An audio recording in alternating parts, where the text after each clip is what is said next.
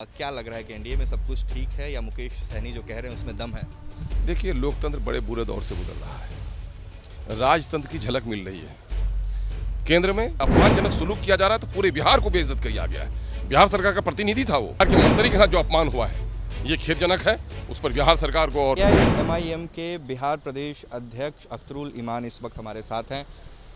जिस तरीके से विधायकों की पिटाई हुई थी, मुख्यमंत्री से माफ़ी की मांग की विपक्ष ने, आपको लगता है कि सदन इस सत्र में माफ़ी मांगी जाएगी या उस पर कोई कार्रवाई होगी? 2 पुलिस वालों को तो सस्पेंड किया गया। देखिए, लोकतंत्र की स्थापना हुई थी, अंग्रेजों को भगाए गए थे, लोगों ने बलिदान इसीलिए दिया था कि आम जनों की इज्जत हो, और आम जनों की इज्जत का प्रतीक है आम जनों के प्रतिनिधि, आम जनों का जो सदन है वो है।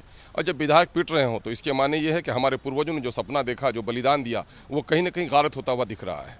और आज नौकरशाहों की चलती है और कहीं ना कहीं जो नेतागण हैं, जो जनप्रतिनिधि हैं, उनको अपमान का दंश झेलना पड़ रहा है। तो ये बड़ी अच्छी बात नहीं है। इसलिए सदन को सुचारू ढंग से चलाने के लिए, व्यवस्थित करने के लिए मैं समझता हूं कि सदन के नेता की बड़ी जिम्मेदारी होती है। इसको गंभीरता से लेना चाहिए, इस मामले को हल करना चाहिए। जातीय जनगणना पर बात हो रही है। केंद्र सरकार ने स्पष्ट कर दिया है कि सिर्फ SC ST की ही जनगणना होगी जातीय आधार पर। बिहार सरकार ने 2 बार प्रस्ताव विधानसभा से पारित कराया सर्वसम्मति से। आपकी क्या राय है इस पर? जातीय जनगणना होनी चाहिए? सरकार के जाहिर है सरकार के तमाम तर पॉलिसियों से तो हम सहमत नहीं हैं, लेकिन माननीय मुख्यमंत्री के इस विचार से और सदन में चूंकि सर्वसम्मत से पारित हुआ था, आज भी हम सहमत हैं। और आज भी बल्कि मैं कहूँगा, माननीय मुख्यमंत्री से गुजारिश करूँगा कि एक बार फिर बिहार इस मामले में प्रस्ताव ले कि होना चाहिए। जब आप टिकट देने में जात पात, नौकरी में जात पात, फॉर्म भरिए तो जात पात, तो फिर आप गिनती करने में क्यों शर्माते हैं? इसका मतलब ये है कि कुछ ऐसे लोग, जो लोग पिछड़े हैं, जिन लोगों के साथ इंसाफ नहीं हुआ है, सरकार ऐसे लोगों के आंकड़े को लाने से घबरा रही है। और एक षड्यंत्र है जो विशेष लोगों को छोड़ा जा रहा है, खास करके दलितों को, पिछड़ों को, ओबीसीज का वो होना चाहिए, काउंट होना चाहिए। इसमें दिक्कत क्या है? सारे कॉलम आप भरवाते हैं, किस कास्ट से हो, ओबीसी से हो, SC हो, ST हो, तो यहाँ पर ये आंकड़े लाने में क्यों दिक्कत हो रही है? ये करना चाहिए। अगर नहीं करा रहे हैं तो इसके माने कोई ना कोई बेईमानी है नीयत में। मुकेश सहनी ने कहा है कि एनडीए में उनकी सुनी नहीं जा रही। यूपी वो गए, उनको मूर्ति नहीं लगाने दी गई, उनको एयरपोर्ट से बाहर तक नहीं निकलने दिया गया फूलन देवी की शहादत के दिन। क्या लग रहा है कि एनडीए में सब कुछ ठीक है या मुकेश सहनी जो कह रहे हैं उसमें दम है? देखिए, लोकतंत्र बड़े बुरे दौर से गुजर रहा है। राजतंत्र की झलक मिल रही है।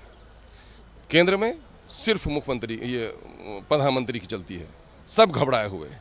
और यहाँ भी माननीय मुख्यमंत्री के साथ बार बार सवाल उठाया जा रहा है कि मंत्री की बात चपरासी नहीं सुन रहा है। तो इस पर गंभीरता से सोचने की ज़रूरत है। और मुकेश सहनी के साथ जो कुछ किया गया है, मैं समझता हूँ कि बिहार के सदन में निंदा प्रस्ताव आना चाहिए था कि साहब, बिहार के एक मंत्री के साथ ये अपमानजनक सुलूक किया जा रहा है तो पूरे बिहार को बेइज्जत किया गया है। बिहार सरकार का प्रतिनिधि था वो, बिहार का प्रतिनिधि था, दलितों और पिछड़ों की आवाज़ थी।